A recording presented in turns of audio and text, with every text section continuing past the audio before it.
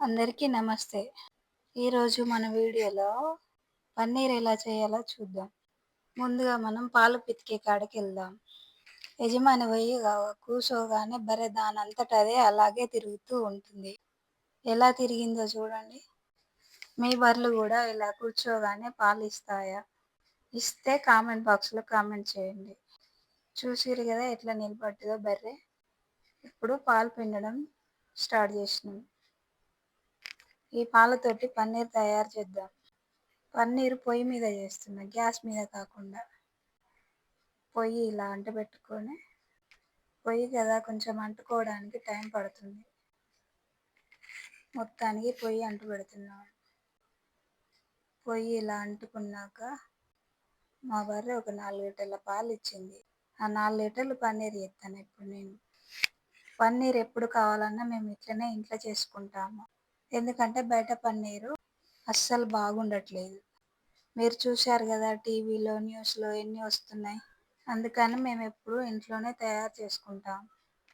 పాలను ఇలా వడబోసుకోవాలి. ఎందుకంటే ఏమన్నా చెత్త, చెదారం ఏమన్నా బయటికి జాలీలో ఆగుతుంది.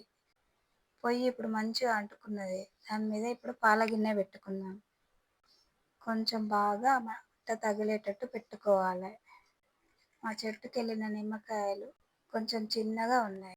ఎండాకాలం కదా రసం బాగా రాలేదు. అయినా సరే బయట కొందామంటే రేట్లు బాగా మండిపోతున్నాయి. ఎండలు ఎలా కొడుతున్నాయో రేట్లు కూడా అలాగే ఉన్నాయి నిమ్మకాయలకు. అందుకే మా చెట్టుకెళ్ళిన నిమ్మకాయలే తీసుకొచ్చుకున్నాం మేము. మా చెట్టుకెళ్ళిన నిమ్మకాయలు రసం తీస్తుంటే కొంచెం కొంచెంగా వెళ్ళింది. ఇప్పుడు పాలు కూడా మంచిగా మరుగుతున్నాయి. ఒక గంట తీసుకొచ్చి ఇలా కలుపుకోవాలి. పొయ్యి చూడండి ఎలా బాగా మడుతుందో. సైడ్కి ఇంకో గిన్నె పెట్టి కూడా వంట చేసుకోవచ్చు. ఇలా 2-3 సార్లు బాగా కలుపుకోవాలి, లేకుంటే పాలు అడుగంటుతాయి. ఇలా బాగా మరిగిన పాలల్లో ఒక 5-6 నిమ్మకాయలు పిండిన రసం పోస్తున్నా. ఇట్లా పోసే వరకు ఎట్లా పలుకుతుంది చూడండి ఎంబడే. చేంజ్ కనబడుతుంది కదా మీకు ఎట్లా తయారైంది. ఇట్లా కొద్దిసేపు బాగా కలుపుకోండి. అది పూర్తిగా విరుగుతుంది. కలుపుతుంటే పాలు బాగా విరిగాయి.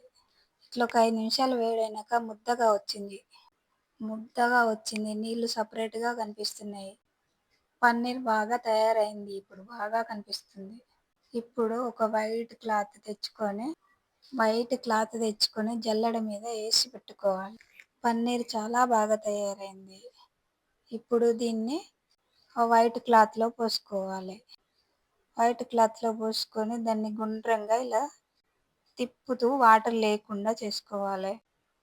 ఇలా ఒక ముడి కూడా ఇట్లా గట్టిగా ముడి పెట్టుకోవాలి. ముడి పెట్టుకొని ఒక 10 నిమిషాల పాటు వదిలిపెట్టాలి ఇలాగా. దీన్ని తీసుకెళ్ళి ఒక ప్లేస్లో పెట్టి దాని మీద మంచి బరువు పెట్టాలి. బరువు పెట్టడం వల్ల ఇందులో వాటర్ లేకుండా బయటకు వస్తుంది. నిమ్మరసం పోసినాం కదా, పులుపు ఉంటుంది, వాటర్లో కడగాలి, ఇదంతా ఏమీ ఉండదు. ఎందుకంటే బాగా పోయలేదు మనం నిమ్మరసం, అందుకని కడగడం అవసరం లేదు.